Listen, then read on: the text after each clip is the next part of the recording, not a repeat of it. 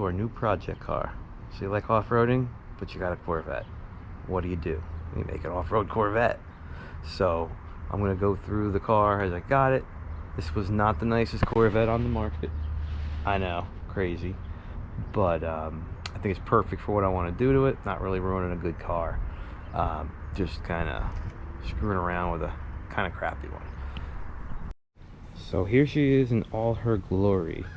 1989 Chevrolet Corvette. Probably has about 120,000 miles. I mean, we don't really know. Got 17s all the way around with 275 40s. Black. Well, most of it's black. A lot of it is not black anymore because it's peeling off, but whatever. You've got your Targa roof. It's clear for now. I might replace that. It's really kind of cool car. Brand new rear tires that we will not be needing because those tires are way too small for what I've got plans for. I've never had a C4 Corvette before, or any Corvette for that matter. Never realized how actually cool this car is. I know it's the least popular Corvette of all time. At least it's not an 84. 84s are like, they got that crossfire injection that apparently never works, and all that. Yeah, mirror, beautiful. More paint missing. We've got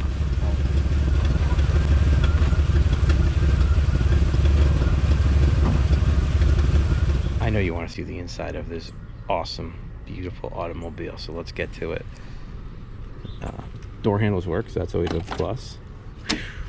Don't worry about that part with no carpet. That's fine. That's supposed to be like that. It just smells like the 80s in here. I mean, we've got these amazing bucket seats that are actually really comfortable, and they're not in terrible shape, to be honest with you. We've got the epic electronic gauges, which of course do not work. Somebody customized with this awesome two-tone steering wheel. We do not have blinkers because they're not there. I don't know where they are. We've got everything. Oh, here's the kill switch that when I was buying it, I couldn't get it started, and I asked the guy, I'm like, what's this switch? He's like, I have no idea. Well, he didn't know how to kill switch. I figured it out, and the car started. So I'm sure all of these power figures are completely still accurate. We've got, well, the 350 is probably accurate still. 245 and 340. I mean, even if it's close, this thing will spin tires, which is awesome.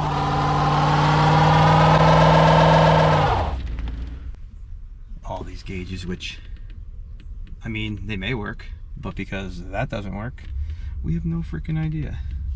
You've got a radio that turns on but does not make any noise, so that's cool. This kind of lights up. I don't really know if the heat's on or not. I don't know if anything works. So we've got, here you go. It's kind of cool. I mean, yeah, there's duct tape holding half of it together, but would I buy a project that didn't have a little duct tape? So you got your back area here. You got a couple of containers to hold your rusty parts you don't need anymore. And then of course, this is factory. This rope, pull this rope here and it pops the hatch. I mean, Chevrolet was thinking of everything. So the main reason I bought this car was to show off my legs, because if you got nice legs, you've got to buy a Corvette.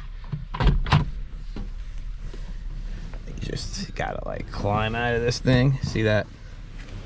Oh yeah. I don't know if I can even get out of this car. Let's see. Here we go. All right, now let's check out what's under the hood. This is an 89, so it's a little more refined engine than when they first came out in the C4. The C4 had, 84 had that crossfire, which wasn't apparently very good. I don't know how it ran, but I've never had one. I've never had a 350 before. This is my first one. It is got lots of wires all over the place. It does kind of run, which I'll show you in a moment. The There's more wires down here. The blinker works when you touch it, so that's interesting. Bushings are just like shot. Which again, that's not too important. We're gonna be changing that stuff. Let's see here. Brakes go to the floor, but somehow hold. I mean, they hold it enough to do power brakes, so that is pretty important.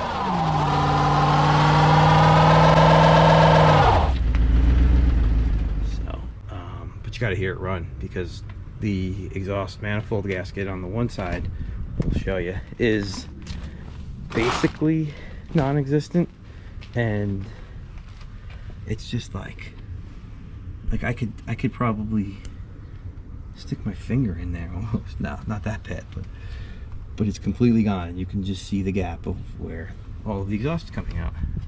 So let's see if we can get it started. All right, let's see if we get this battery in here.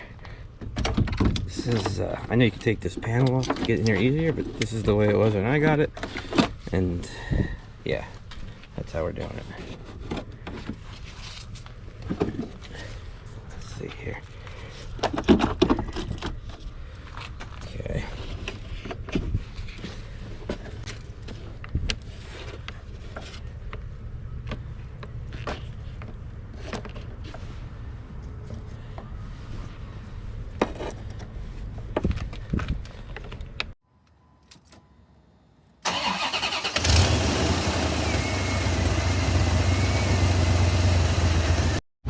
Oh yeah, she runs like a top. Don't worry about that smoke. This is nothing important. Yeah, that's pretty normal.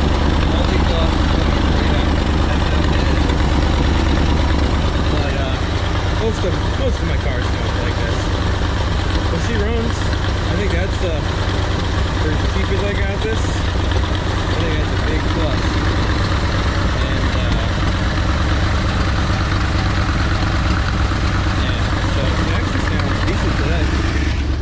Once I change out those exhaust gaskets,